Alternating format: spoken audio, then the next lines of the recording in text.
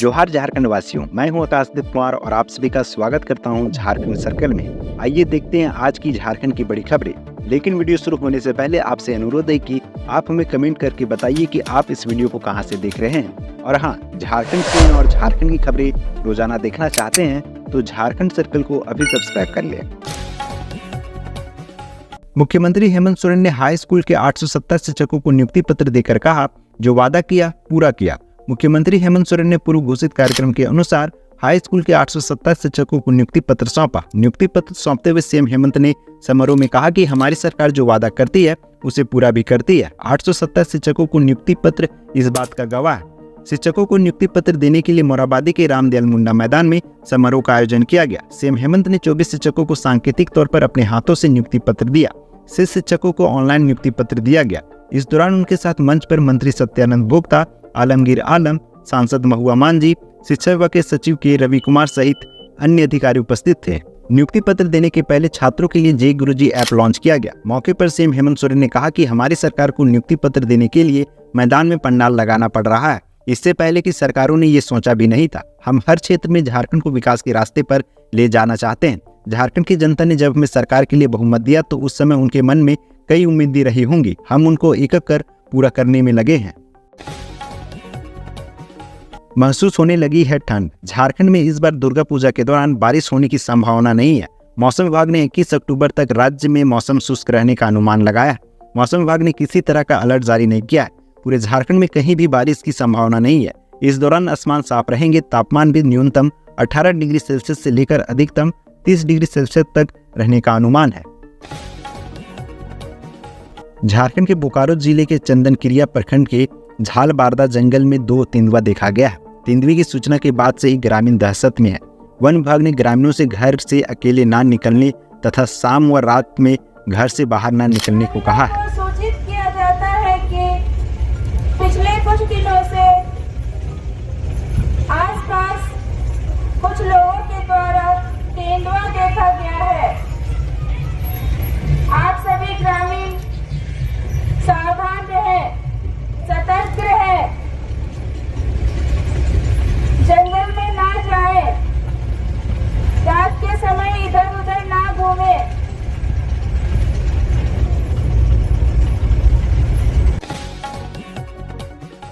अवैध खनन के दौरान धंसी चाल, 2 की मौत। धनबाद में अवैध खनन के दौरान एक और हादसा हुआ। घटना गल्फर बाड़िद ओपी थाना क्षेत्र के कापासारा आउटसोर्सिंग में घटी है। घटना सोमवार सुबह की है। अवैध कोयला खनन के दौरान यह हादसा हुआ है। हादसे में 2 लोगों की मौत की बात सामने आई है। स्थानीय लोग बताते हैं कि अंदर अब भी मजदूर दबे हुए हैं। पिछले 5 साल में झारखंड में बाल विवाह के 34 केस। गढ़वा में सर्वाधिक 9 मामले सामने आए। देश भर में बाल विवाह मुक्त भारत अभियान चलाया गया। झारखंड के भी विभिन्न थानों और सामाजिक संगठनों द्वारा बाल विवाह मुक्त भारत अभियान चलाया गया। इस दौरान ट्विटर पर #child marriage free Jharkhand trend करने लगा। रिपोर्ट्स के मुताबिक झारखंड में बाल विवाह की दर सर्वाधिक है। आंकड़े बताते हैं कि झारखंड में पिछले 5 साल में बाल विवाह के 34 मामले दर्ज किए गए हैं। यह काफी चिंताजनक बात है। अभियान के तहत थानों में पुलिसकर्मियों को यह शपथ दिलाई गई कि वे अपने थाना क्षेत्र में बाल विवाह को रोकने की दिशा में कड़े कदम उठाएंगे। वहीं सामाजिक संगठनों ने अभिभावकों को शपथ दिलाई कि वे अपने नाबालिग बच्चों की शादी नहीं कराएंगे। यह कानूनन जुर्म है। 18 अक्टूबर को होगी झारखंड कैबिनेट की बैठक। झारखंड कैबिनेट की अगली बैठक 18 अक्टूबर को बुलाई गई है। इस बाबत मंत्रिमंडल सचिवालय और निगरानी विभाग समन्वय की ओर से सूचना जारी की गई है। मुख्यमंत्री हेमंत सोरेन की अध्यक्षता में होने वाली कैबिनेट की यह बैठक दुर्वा स्थित प्रोजेक्ट भवन में अपराह्न 3 बजे से मंत्रिपरिषद कक्ष में होगी। मिली खबर के मुताबिक कैबिनेट की बैठक में कुछ अहम योजना और प्रस्ताव पर मुहर लग सकती है। इसी के साथ झारखंड स्थापना दिवस से संबंधित कुछ महत्वपूर्ण फैसले लिए जा सकते हैं। बता दें कि इससे पहले झारखंड कैबिनेट की बैठक 5 अक्टूबर को बुलाई गई थी, जिसमें 32 प्रस्ताव को मंजूरी दी गई थी। इसमें पंचायतों के विकास पर खास फोकस किया गया था। झारखंड का पहला कार्बन उत्सर्जन मुक्त कैंपस बनेगा XLRI। छात्रों को आने जाने के लिए दी गई साइकिल। देश के नामी बिजनेस स्कूलों में शुमार XLRI जमशेदपुर अपने सामाजिक कार्यों और अन्य गतिविधियों से हमेशा चर्चा में रहता है। इस बार संस्थान ने कार्बन न्यूट्रल कैंपस बनाने की राह में कदम बढ़ाया। इसका मतलब यह है कि कैंपस परिसर में शून्य कार्बन उत्सर्जन होगा। ना वाहनों का धुआं होगा और ना ही बिजली के लिए ग्रिड की निर्भरता होगी। जनरेटर का उपयोग भी नहीं होगा। इसके लिए संस्थान ने कार्बन न्यूट्रल संस्थान बनाने को कई कदम उठाए हैं, जिससे संस्थान पर्यावरण के अनुकूल बन सके। टीएसपीसी का टॉप कमांडर पलामू में गिरफ्तार। पुलिस के लिए सिरदर्द बने प्रतिबंधित टीएसपीसी के टॉप कमांडर महेश्वर राम को पलामू में अरेस्ट कर लिया गया। टॉप कमांडर महेश्वर की तलाश पुलिस लंबे समय से कर रही थी। इसकी गिरफ्तारी को लेकर पुलिस ने कई सर्च ऑपरेशन चलाए थे। बता दें कि टॉप कमांडर महेश्वर राम पलामू के हरिहरगंज भंवरदा का निवासी है।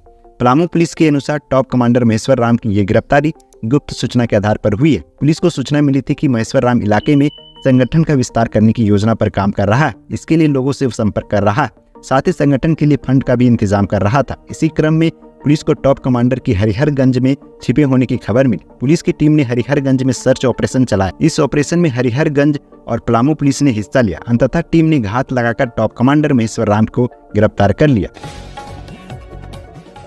वो माफियाओं पर कसेगा शिकंजा, झारखंड पुलिस ने बनाया प्लान। 3200 से ज्यादा चिन्हित। जमीन विवाद को लेकर होने वाली वारदातों पर लगाम के लिए पुलिस ने राज्य भर में 3213 जमीन माफिया को चिन्हित किया है। इनमें से कई पर कार्रवाई भी शुरू कर दी है। संख्या के मामले में सर्वाधिक जमीन माफिया हजारीबाग रेंज में है, यहाँ इनकी संख्या 1100 है। वहीं दूसरे स्थान पर रांची, जबकि तीसरे स्थान पर पलामू रेंज है। यहाँ चिन्हित जमीन माफिया की संख्या क्रमशः 889 और 735 है। हालांकि सिमडेगा और धनबाद जैसे कई ऐसे जिले हैं जहां पुलिस ने इनकी संख्या शून्य मानी है। महिला ने प्रेमी को नदी किनारे बुलाया, घात लगाए पति ने मारकर बालू में गाड़ दिया। दुमका जिले के रानीश्वर थाना पुलिस ने 27 वर्षीय विनय बागती हत्याकांड में जितेन माल और उसकी पत्नी झूमा माल को गिरफ्तार कर जेल भेज दिया। खुलासा हुआ कि विनय का झूमा से अवैध संबंध था। जब यह बात झूमा के पति जितेन को मालूम हुई तो उसने पत्नी के साथ मिलकर विनय की हत्या कर दी। पुलिस ने 9 अक्टूबर से लापता विनय का शव 4 दिन बाद दुगली घाट के समीप बालू के अंदर से बरामद किया था। विनय की पत्नी रूमा बागती के बयान पर दंपति के खिलाफ हत्या का मामला दर्ज किया गया था। शनिवार शाम पुलिस ने दंपति से अलग अलग पूछताछ की तो हत्या का भेद खुल गया। झारखंड के राज्यपाल सीपी राधाकृष्णन से मिला विश्व हिंदू परिषद का प्रतिनिधिमंडल। झारखंड हिंदू धार्मिक न्यास बोर्ड अधिनियम को समाप्त करने और हिंदू देवी देवताओं के मंदिर पर नियंत्रण से मुक्त करने को लेकर विश्व हिंदू परिषद का प्रतिनिधिमंडल सोमवार को राज्यपाल सीपी राधाकृष्णन से मिला। इसमें कहा गया कि पूरे देश की तरह हिंदू धार्मिक के ट्रस्ट बोर्ड अधिनियम को समाप्त करने पर हिंदू देवी देवताओं के मंदिरों को झारखंड राज्य हिंदू धार्मिक न्यास बोर्ड अधिनियम के प्रावधानों के तहत हिंदू धार्मिक ट्रस्ट बोर्ड के नाम पर राज्य सरकार के नियंत्रण एवं अधिपत्य में है। हिंदुओं के धार्मिकता संस्थानों पर राज्य सरकार का नियंत्रण 1947 से पहले के अंग्रेजी शासन की गुलामी के तहत ही है। 1947 में स्वतंत्रता के बाद हिंदू धर्म को छोड़कर अन्य सभी धार्मिक संस्थाएं बिना सरकार के हस्ताक्षर के अपनी संस्था को स्थापित करने और चलाने के लिए पूर्णतः स्वतंत्र है। एटीएम तोड़ने वाला चोर ईमानदार। झारखंड के बोकारो स्टील सिटी में एटीएम को तोड़ते हुए एक व्यक्ति पकड़ा गया। व्यक्ति का कहना था कि वो सिर्फ 200 रुपये निकालने के लिए आया था, उसके बाद वो एटीएम को बंद कर देता। तो बहुत आपका आभारी रहेगा, हम बैठे रहेंगे, हम जाएंगे नहीं। तो एटीएम से तुम 200 रुपये निकालने के लिए आया था? हाँ, एटीएम कहाँ है तुम्हारे पास? एटीएम नहीं, हम बोले कि उसमें से 200 रुपये निकालेंगे और बाकी हम बंद कर देंगे और उससे ज्यादा कुछ। 200 रुपये एटीएम से निकाल के बंद कर लेता है। आंटी को बुला पहचानेगा इसको भी। असम में घर, म्यांमार में ट्रेनिंग, झारखंड को दहलाने की कोशिश में बदमाश, बम बंदूक समेत 4 गिरफ्तार। असम के कोकराझार के 4 आदिवासी युवकों को पुलिस ने अवैध हथियार, बम व अन्य संदिग्ध सामान के साथ दबोचा है। पूछताछ में पता चला कि चारों ने म्यांमार में हथियार चलाने की ट्रेनिंग ली। चारों नेशनल आदिवासी डेमोक्रेटिक फोर्स यानी NADF के सदस्य बताए जाते हैं। चारों का इरादा क्षेत्र में किसी बड़ी वारदात को अंजाम देने का था। यह जानकारी SP नौशाद आलम ने रविवार को प्रेस वार्ता में दी। निलंबित IAS छवि रंजन ने ED कोर्ट में दाखिल की बेल अर्जी। रांची जमीन घोटाला केस में होटवार जेल में बंद निलंबित IAS अधिकारी छवि रंजन ने ED कोर्ट में जमानत याचिका दाखिल की है। छवि रंजन ने PMLA कोर्ट में जमानत अर्जी लगाई है। बता दें कि इससे पहले भी उन्होंने बेल याचिका दाखिल की थी, लेकिन कोर्ट ने उसे खारिज करते हुए जमानत देने से इनकार कर दिया था। बता दें कि ED जमीन घोटाला केस से जुड़े 2 मामले की जांच कर रही है और दोनों ही मामलों में छवि रंजन को अभियुक्त बनाया गया है। कोर्ट नहीं पहुंची अमीषा पटेल। अभिनेत्री अमीषा पटेल को अपना बयान दर्ज कराने कोर्ट पहुंचना था, लेकिन अभिनेत्री कोर्ट नहीं पहुंची। चेक बाउंस मामले में सोमवार को अमीषा पटेल को हाजिर होना था। अमीषा पटेल को वकील ने CRPC की धारा 311 के तहत पिटीशन दाखिल कर गवाह संख्या 1 अजय कुमार सिंह उर्फ टिंकू सिंह की फिर से गवाही कराने का आग्रह किया। इस अपील का शिकायतकर्ता विधिवक्ता ने विरोध किया है और इस याचिका का जवाब देने के लिए समय की मांग की है। पूर्व IAS विजय सिंह समेत कई बीजेपी में शामिल। अपने सैकड़ों समर्थकों के साथ कोलाहन परमंडल से retired commissioner Vijay Kumar Singh, retired जज JK दुबे, लल्लन ठाकुर समेत कई लोगों ने भाजपा का दामन थाम लिया। झारखंड बीजेपी के प्रदेश अध्यक्ष बाबूलाल मरांडी ने बीजेपी का पट्टा पहनाते हुए सभी का पार्टी में स्वागत किया। झारखंड राज्य से आज की प्रमुख खबरें यहीं तक। इस वीडियो के बारे में कोई सजेशन या राय है तो हमें कमेंट के माध्यम से अवगत कराएं। बाकी बात आप अपना और अपने परिवार का ख्याल रखें।